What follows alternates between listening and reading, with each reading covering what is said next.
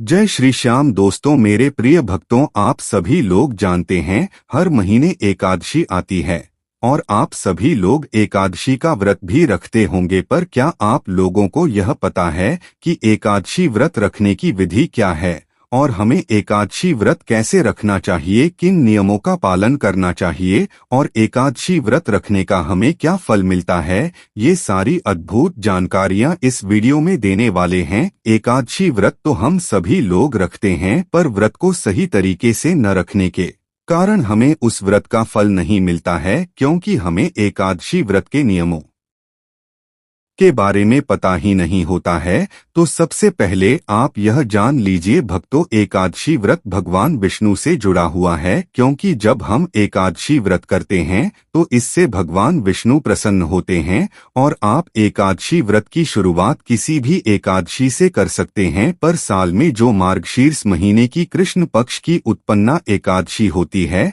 उस एकादशी से व्रत की शुरुआत करना बहुत ही ज्यादा फलदायी माना जाता है, क्योंकि उसी दिन से एकादशी व्रत शुरू हुआ था। जब भी हम एकादशी व्रत की शुरुआत करते हैं तो उससे पहले एक संकल्प लिया जाता है। संकल्प में हम यह बोलते हैं कि हम इस एकादशी को किस मनोकामना के लिए कर रहे हैं, और ऐसा भी संकल्प लेना चाहिए कि जब तक हमारी वह मनोकामना या वह काम पूरा नहीं हो जाता है, जब तक हम इस एकादशी के व्रत को नहीं छोड़ेंगे। भक्तों, यहाँ पर कुछ लोग पूरे वर्ष भर की एकादशी व्रत करने का संकल्प लेते हैं, तो कुछ जीवन पर्यंत तक भी एकादशी व्रत करने का संकल्प लेते हैं। तो ये आपके ऊपर निर्भर करता है कि आप कब तक एकादशी का व्रत करना चाहते हैं।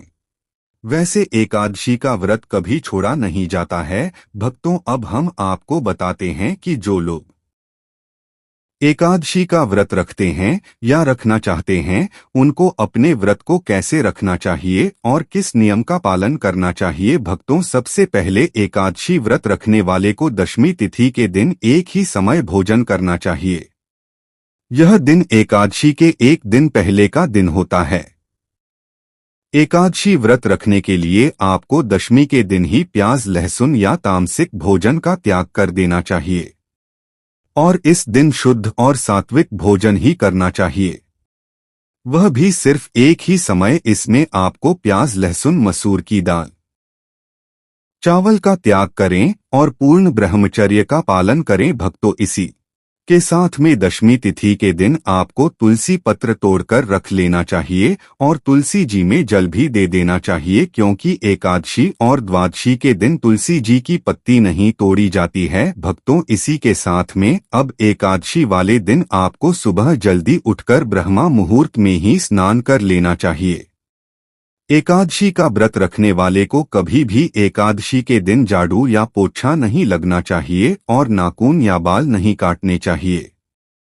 भक्तों, इसी के साथ में एकादशी वाले दिन बाल और कपड़े धोना भी वर्जित माना गया है, क्योंकि इस दिन किसी भी कारण से आपके हाथ से कोई छोटे से छोटा जीव जंतु भी ना मर जाए, इसलिए यह सारे कार्य वर्जित है। एकादशी व्रत रखने वाले को इस दिन दोपहर में नहीं सोना चाहिए और इस दिन आपको दान पुण्य भी जरूर करना चाहिए, पर इस दिन किसी के द्वारा दिया गया कुछ भी आपको नहीं खाना चाहिए। एकादशी व्रत रखने वाले को व्रत रखने के साथ में कम बोलना चाहिए। अब जितनी आवश्यकता हो उतना ही बोलना चाहिए। भक्तों, पद्म पुराण के अनुसार एकादशी व्रत वाले दिन आपको सुबह जल्दी उठकर स्नान करके सुबह अपने व्रत का संकल्प लेना चाहिए कि आप आज पूरे दिन एकादशी का व्रत रहने वाले हैं और इसके नियमों का पालन करने वाले हैं। इस व्रत में आपके पूरे दिन निराहार रहकर भगवान विष्णु जी की पूजन आराधना करनी चाहिए। एकादशी व्रत में बार बार पानी नहीं पीना चाहिए। साल में सिर्फ एक ही एकादशी होती है जिसमें आप जल नहीं पी सकते हैं, और वह होती है निर्जला एकादशी। बाकी सब एकादशी में आप संयम से जल पीकर व्रत रह सकते हैं। एकादशी व्रत रखने वाले लोग व्रत में फल, घर में निकला हुआ फलों का जूस या दूध या जल का सेवन कर सकते हैं। एकादशी व्रत में कुट्टू, आलू, साबूदाना, शकरकंद, जैतून, नारियल, दूध, बादाम, अदरक, काली मिर्च, सेंधा, नमक तथा चीनी आदि खाद्य पदार्थों का सेवन कर सकते हैं। भक्तों, इस दिन किसी को भी चावल का सेवन किसी को नहीं करना चाहिए, वरना आपके सारे पुण्य नष्ट हो जाते हैं। इसी के साथ में अन्य पदार्थ जैसे बाजरा, जौ और मैदा, उड़द, मादा, मसूर, मटर, छोला, सेम, शलगम, गोभी, गाजर और पालक आदि भी खाना नहीं चाहिए। इसके अलावा मेथी, हिंग, सरसों, सौंफ, इलायची, इमली, लौंग और जायफल आदि मसाले भी एकादशी व्रत में वर्जित माने गए हैं। बेकिंग पाउडर, नमक, बेकिंग सोडा और बाहर की मिठाई भी नहीं खाना चाहिए। इस दिन आपको पहले भगवान विष्णु जी को भोग लगाना चाहिए तुलसी पत्र के साथ में, और फिर उसका सेवन आपको करना चाहिए। भक्तों, एकादशी व्रत रखने वाले को पूरे दिन ओम नमो भगवते वासुदेवाय नमः मंत्र का जाप करना चाहिए, और धन प्राप्ति के लिए भगवान विष्णु जी के साथ में लक्ष्मी जी की भी विशेष पूजा आराधना करनी चाहिए। इस दिन भगवान विष्णु जी को पीले वस्त्र, पीले फूल, पीले अनाज, केला जैसी सामग्री समर्पित करें।